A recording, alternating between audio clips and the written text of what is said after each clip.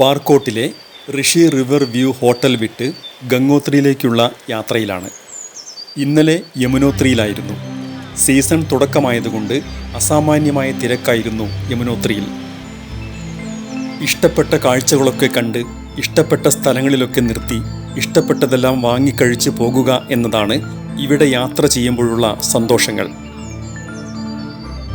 ചാർധാം എന്നറിയപ്പെടുന്ന 4 തീർത്ഥാടന കേന്ദ്രങ്ങളിലൊന്നാണ് ഗംഗോത്രി. ചാർധാം യാത്ര നടത്തുന്നതിന് ഒരു ക്രമമൊക്കെയുണ്ട്. ആദ്യം യമുനോത്രി, പിന്നെ ഗംഗോത്രി, കേദാർനാഥ്, അവസാനം ബദ്രിനാഥ് എന്നിങ്ങനെയാണ് യാത്രയുടെ ഒരു രീതി. ഇന്നലെ യമുനോത്രിയിൽ കയറിയിറങ്ങി ബാർകോട്ടിൽ തങ്ങി അവിടെ നിന്നാണ് ഗംഗോത്രിയിലേക്ക് ഇന്ന് യാത്ര തിരിക്കുന്നത്. 180 കിലോമീറ്ററാണ് ബാർകോട്ടിൽ നിന്ന് ഗംഗോത്രിയിലേക്കുള്ള ദൂരം. ധരാസു, ഡുണ്ട, ഉത്തരകാശി, മനേരി, ഭട്ടുവാരി, ഗംഗാനാനി, സുക്കി, ഹർഷിൽ എന്നിവയാണ് ഈ റൂട്ടിലെ പ്രധാന സ്ഥലങ്ങൾ. ഉച്ചതിരിഞ്ഞ് ഒരു പമ്പിൽ നിന്ന് പെട്രോൾ അടിച്ച് പുറത്തിറങ്ങിയപ്പോൾ കണ്ട കാഴ്ച ഇതായിരുന്നു. ആധുനിക സൗകര്യങ്ങളെല്ലാം നിരാകരിച്ച് കാൽനടയായി ചാർധാം യാത്ര നടത്തുന്ന സന്യാസിമാർ സ്ഥിരം കാഴ്ചയാണ്. എന്നാൽ അമ്മയെ പല്ലക്കിലേറ്റി നടന്ന് ചാർധാം കാണിക്കാൻ ഇറങ്ങി തിരിച്ചവരാണ് ഇവർ. ഹിമാചൽ പ്രദേശിൽ നിന്നുള്ളവരാണ്. യമുനോത്രിയും ഗംഗോത്രിയും ബദ്രിനാഥും കേദാർനാഥും അയോധ്യയുമാണ് ഇവരുടെ ലക്ഷ്യസ്ഥാനങ്ങൾ. ധരാസു ഉത്തരകാശി പാതയെ തണുപ്പിച്ചുകൊണ്ട് മഴ കോരിച്ചൊരിഞ്ഞു. മഴത്തുള്ളികളുടെ പളുങ്കുമണികൾക്കിടയിലൂടെ പാതി മങ്ങി ഹിമാലയ നിരകൾ കാണപ്പെട്ടു. ഭാഗീരഥി നദിയുടെ തീരത്ത് സ്ഥിതി ചെയ്യുന്ന പുരാണ നഗരമായ ഉത്തരകാശിയിലാണ് ഇന്നത്തെ താമസം. കാശി വിശ്വനാഥ ക്ഷേത്രമാണ് ഉത്തരകാശിയിലെ പ്രധാന ആകർഷണം. ഉത്തരകാശി എത്തുന്നതിന് മുമ്പുള്ള ഒരു തുരങ്കപാതയാണ് ഇത്. പർവ്വതങ്ങളെ മറികടക്കുന്നതിന് മനുഷ്യർ കണ്ടുപിടിച്ച മാർഗമാണ് ഇത്തരം ടണലുകൾ.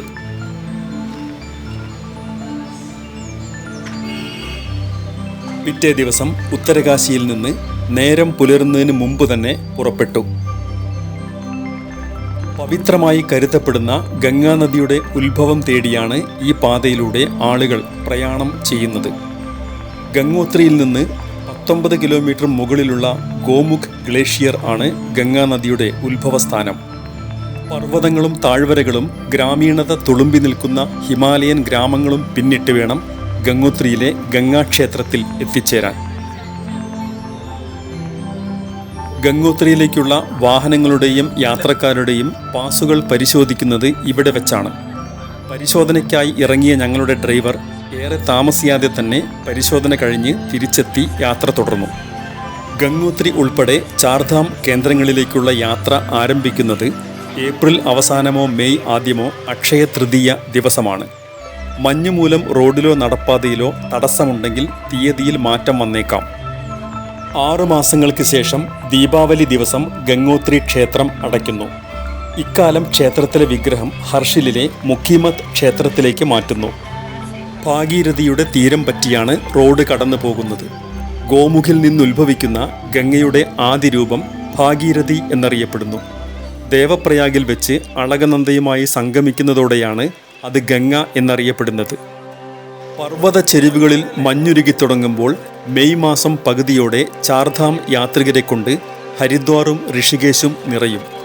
യുവാക്കളും പ്രായം ചെന്നവരും കുട്ടികളും എന്ന് വേണ്ട എല്ലാ വിഭാഗത്തിൽപ്പെട്ട ആളുകളും ശൂലവും ഡമരവും കാഷായ വേഷവുമൊക്കെയായി യാത്രയ്ക്കായി ഇവിടങ്ങളിൽ ഒത്തുകൂടും.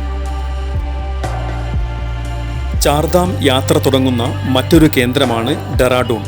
ഹരിദ്വാറിനേക്കാളും ഋഷികേശിനേക്കാളും ദൂരം കുറവാണ് അവിടെ നിന്ന് യാത്ര തുടങ്ങുന്ന യമുനോത്രിയിലേക്ക്. ഉത്തരകാശിയിൽ നിന്ന് 40 കിലോമീറ്റർ പിന്നിട്ട് കഴിഞ്ഞു. ഗംഗാനാനി എത്താറായിരിക്കുന്നു.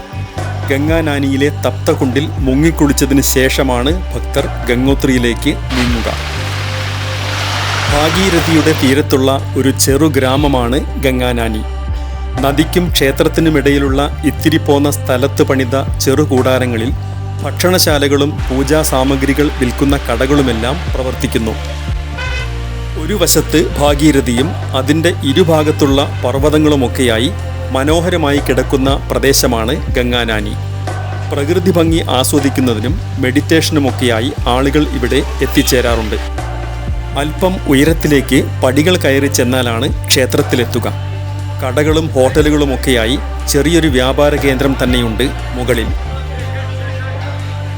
തപ്തകുണ്ടിലെ ചൂടുവെള്ളത്തിൽ കുളിക്കുന്നതിനായി സ്ത്രീകൾക്കും പുരുഷന്മാർക്കും പ്രത്യേകം സംവിധാനങ്ങളുണ്ട്.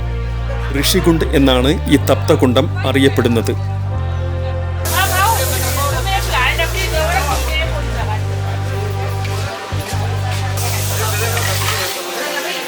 വേദവ്യാസന്റെ പിതാവായ പരാശരമുനിയുടെ പ്രതിഷ്ഠയുള്ള ക്ഷേത്രമാണ് ഇവിടെയുള്ളത്. മഞ്ഞുകാലത്ത് ഇവിടെ താപനില മൈനസിലേക്ക് കടക്കാറുണ്ട്. ആ സമയത്ത് മഞ്ഞുവീഴ്ച ആസ്വദിക്കുന്നതിനും ക്ഷേത്ര ദർശനത്തിനും തപ്തകുണ്ടിൽ കുളിക്കുന്നതിനുമൊക്കെയായി ഇവിടെ ആളുകൾ വരാറുണ്ട്. ഒരു മട്ടുപ്പാവ് പോലെയാണ് ക്ഷേത്രത്തിൻ്റെ ഇടം. ഉയർന്ന സ്ഥാനമായതിനാൽ ഇവിടെ നിന്നാൽ 4 ഭാഗത്തേക്കും നല്ല കാഴ്ചയാണ്.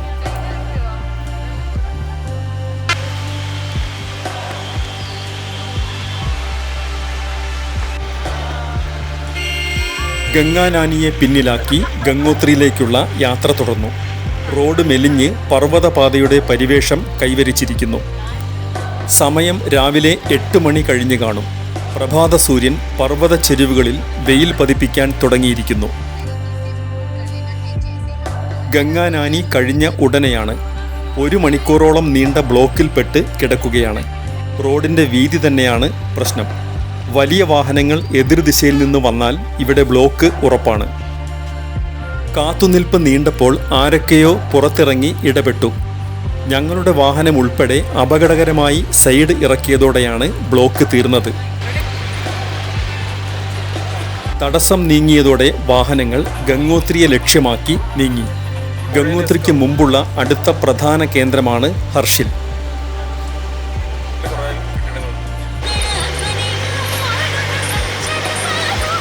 ഒരു പാലം കടന്നതോടെ ഭാഗീരഥി വലതുവശത്തേക്ക് മാറി. അതോടെ നദിയുടെയും പർവ്വതങ്ങളുടെയും താഴ്വരയുടെയും മനം മയക്കുന്ന കാഴ്ചകൾ തെളിഞ്ഞു വന്നു.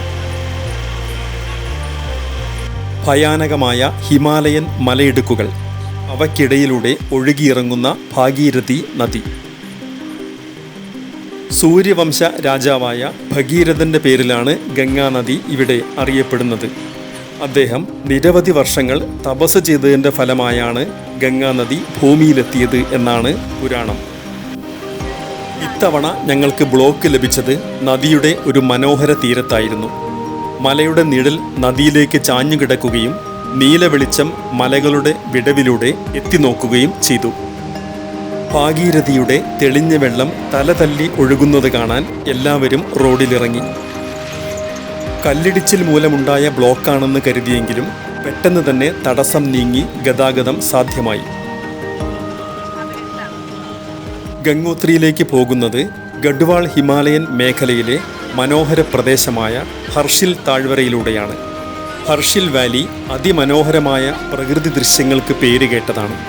ഉന്നതമായ കൊടുമുടികൾ, ഇടതൂർന്ന പൈൻ വനങ്ങൾ, വളഞ്ഞു പൊളഞ്ഞൊഴുകുന്ന നദികൾ എന്നിവയാൽ ചുറ്റപ്പെട്ട ഈ താഴ്വര ഓരോ തിരിവിലും ഓരോ കാഴ്ചയാണ്. സൂക്കി, മുഖ്ബ, ഹർഷിൽ, ബാഗോരി, ധാരാലി, ഛാല, ജസ്പൂർ, പുരാലി എന്നിങ്ങനെ 8 ഗ്രാമങ്ങളുടെ ഒരു കൂട്ടമാണ് ഹർഷിൽ താഴ്വര. വ്യൂ പോയിന്റുകൾ, തടാകങ്ങൾ, പുൽമേടകൾ എന്നിവയുടെയും ട്രെക്കിംഗ് സ്പോട്ടുകളുടെയും കലവറയാണ് ഹർഷിൽ താഴ്വര. റിവർ റാഫ്റ്റിങ്ങിന് പേരുകേട്ട സ്ഥലം കൂടിയാണ് ഹർഷിൽ. ശൈത്യകാലത്ത് ഹർഷിൽ താഴ്വരയുടെ ആകർഷണം ഒന്നു വേറെ തന്നെയാണ്. ഉയർന്ന മഞ്ഞ് മൂടിയ കൊടുമുടികളും ശൈത്യകാല കായിക വിനോദങ്ങളുമൊക്കെയാണ് മഞ്ഞുകാലത്തെ പ്രത്യേകതകൾ. ഹർഷിൽ താഴ്വരയിൽപ്പെട്ട ഛാല എന്ന ഗ്രാമത്തിലൂടെയാണ് ഇപ്പോൾ കടന്നു പോകുന്നത്. ഒരു പാലം കടക്കുന്നതോടെ നദിയുടെയും താഴ്വരയുടെയും കൂടുതൽ ആകർഷകമായ കാഴ്ചകളിലേക്ക് എത്തിപ്പെടുന്നു. വേനൽക്കാലമായതിനാൽ അങ്ങിങ്ങായി നീരൊഴുക്കുള്ള ഒരു മണൽപ്പരപ്പാണ് ഇവിടെ ഭാഗീരഥി. ഗംഗോത്രിയിലേക്കുള്ള വാഹനങ്ങൾ വരിവരിയായി നീങ്ങുന്നു. ചിലയിടത്തൊക്കെ ബ്ലോക്ക് കാരണം അല്പാൽപ്പം കാത്തുകിടക്കേണ്ടിയും വരുന്നു.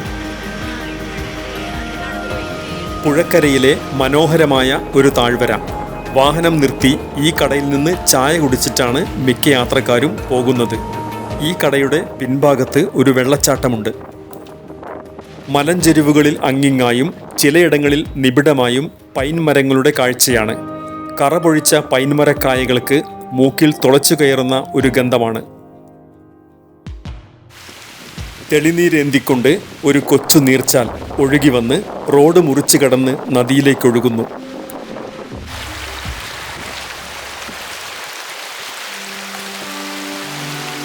അവസാനം ഉച്ചതിരിഞ്ഞതോടെ ഗംഗോത്രി എന്ന ക്ഷേത്ര നഗരിയിൽ ഞങ്ങൾ വണ്ടിയിറങ്ങി. ഒരു നദി അതിൻ്റെ പരമമായ ശ്രേഷ്ഠതയോടെ ഇവിടെ ആരാധിക്കപ്പെടുന്നു. വണ്ടിയിറങ്ങി അല്പദൂരം നടക്കാനുണ്ടായിരുന്നു. എന്നാൽ കഷ്ടിച്ച് 1 കിലോമീറ്ററിൽ താഴെ മാത്രം. നടക്കാൻ പ്രയാസമുള്ളവർക്ക് പണം കൊടുത്താൽ വീൽ ചെയർ ലഭിക്കും. ഗംഗോത്രിയിലാണ് ഈ റോഡ് അവസാനിക്കുന്നത്. ഇതിനപ്പുറം ട്രെക്കിംഗ് റൂട്ടുകൾ മാത്രം. ഗോമുഖിലേക്കും തപോവനിലേക്കുമുള്ള ട്രെക്കിംഗ് ഇവിടെ നിന്ന് ആരംഭിക്കുന്നു. കൂടാതെ ബദ്രിനാഥിലേക്ക് പർവ്വതമാർഗം എത്തിച്ചേരാവുന്ന ഏറ്റവും പ്രയാസമേറിയ കാളിന്തി ഖാൽ ട്രെക്കിങ്ങിൻ്റെയും തുടക്കം ഇവിടെ നിന്നാണ്. മാസ്മരികമായ പ്രകൃതി സൗന്ദര്യത്താൽ അനുഗ്രഹീതമായ ഗംഗോത്രി ഉത്തുംഗമായതും പച്ചപുതച്ചതും മഞ്ഞണിഞ്ഞതുമായ പർവ്വതനിരകളുടെ മടിത്തട്ടിൽ സ്ഥിതി ചെയ്യുന്നു. നിബിഡമായ പൈൻമരങ്ങൾ ഈ താഴ്വരയെ മനോഹരമാക്കുന്നു. പർവ്വതപ്രാന്തത്തിൽ വനമധ്യത്തിൽ ഒരു ക്ഷേത്രം. ഗംഗോത്രി ധാമിലേക്കുള്ള പ്രവേശന കവാടം ദൂരെ നിന്നു തന്നെ കാണാം. ജനത്തിരക്കില്ലാതെ ആളുകൾ അങ്ങോട്ടും ഇങ്ങോട്ടും നീങ്ങുന്നു.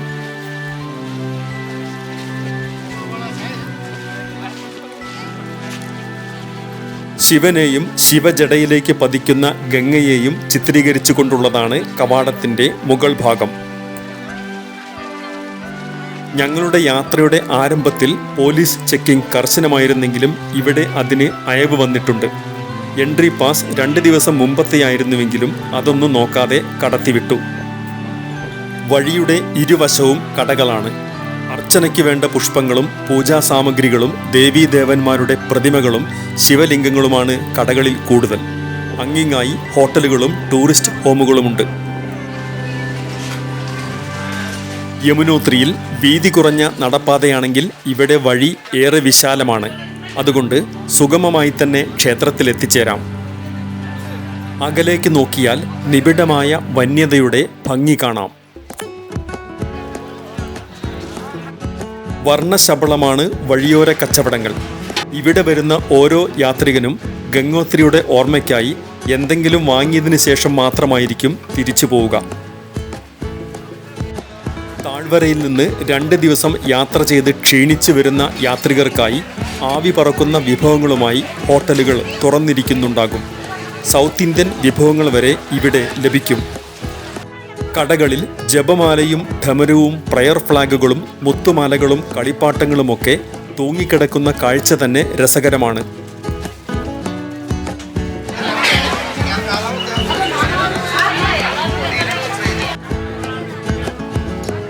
അങ്ങനെ കാഴ്ചകൾ കണ്ട് അവസാനം ക്ഷേത്രമുറ്റത്ത് ഗംഗാതീരത്ത് എത്തിച്ചേർന്നു. പുരാണപ്രകാരം ആകാശഗംഗയെ ഭൂമിയിലേക്ക് കൊണ്ടുവന്നത് ഭഗീരഥനാണ്. അയോധ്യയിലെ സഗരൻ എന്ന രാജാവിൻ്റെ പിന്മുറക്കാരനായിരുന്നു ഭഗീരഥൻ. കപിലമുനിയുടെ യാഗം തടസ്സപ്പെടുത്തിയതിന് സഗരൻ്റെ 60,000 പുത്രന്മാരെ കപില മഹർഷി ശപിച്ച് ഭസ്മമാക്കി. സഗരപുത്രന്മാർക്ക് മോക്ഷം ലഭിക്കാനായി ഭഗീരഥൻ ഗംഗയെ തപസ് ചെയ്ത് പ്രത്യക്ഷപ്പെടുത്തി. ഗംഗയെ നേരിട്ട് ഏറ്റുവാങ്ങാൻ ഭൂമിക്ക് സാധിക്കാത്തതിനാൽ ശിവനെയും തപസ് ചെയ്ത് പ്രത്യക്ഷപ്പെടുത്തി. ഗംഗയെ ശിവൻ ഏറ്റുവാങ്ങി തൻ്റെ ജടയിൽ ഒതുക്കി നിർത്തി. പിന്നീട് ഭഗീരഥൻ വീണ്ടും തപസ് ചെയ്ത് ഗംഗയെ ഭൂമിയിലേക്ക് ഒഴുക്കാൻ ശിവനെ പ്രേരിപ്പിച്ചു. അങ്ങനെ ഗംഗ ഭൂമിയിലെത്തി.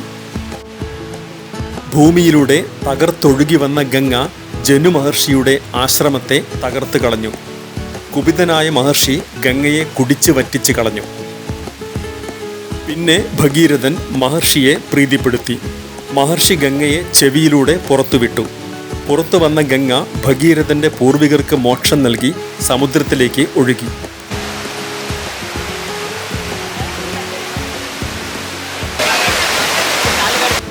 ദർശനത്തിനുള്ള ക്യൂ പലതായി വളഞ്ഞ് നദിയുടെ തീരത്ത് എത്തി നിൽക്കുന്നു. ഏറെ നേരമായി ക്യൂവിന് യാതൊരു അനക്കവുമില്ല.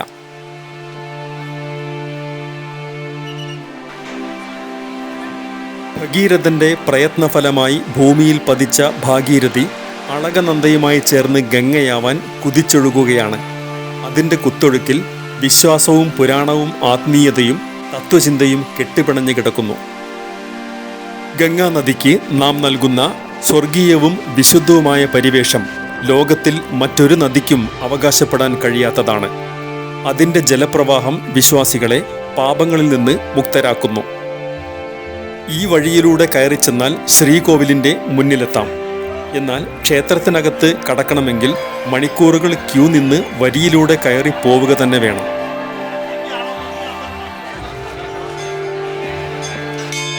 പഴക്കത്തിൻ്റെ കാര്യത്തിൽ പ്രാചീനതയൊന്നും അവകാശപ്പെടാൻ കഴിയാത്ത ക്ഷേത്രമാണ് ഗംഗോത്രി. ഗൂർഖ ജനറലായ അമർ സിംഗ് താപ്പ 18-ാം നൂറ്റാണ്ടിൽ സ്ഥാപിച്ച ക്ഷേത്രമാണ് ഗംഗോത്രി. പിന്നീട് ജയ്പൂരിലെ മഹാരാജ മധോ സിംഗ് ക്ഷേത്രം നവീകരിച്ചു.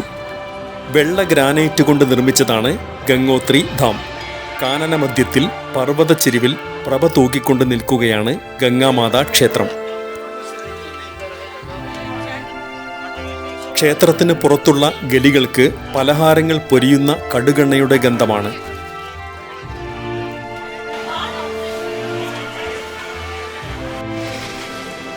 ഒരു നദിയെ ആരാധിക്കുന്ന മഹത്തായ ദർശനം തൊട്ടറിഞ്ഞ് ഞങ്ങൾ മടക്കയാത്രയായി. തുംഗനാഥാണ് അടുത്ത ലക്ഷ്യസ്ഥാനം. ഇന്ന് ഉത്തരകാശിയിലെങ്കിലും എത്തണം. നദിയുടെ താളം, താഴ്വരകളുടെ പാട്ട്, പർവ്വതങ്ങളുടെ അപാരത, ഉയർച്ച താഴ്ചകളിലേക്ക് നമ്മെ ഊഞ്ഞാലാട്ടുന്ന പാതകൾ.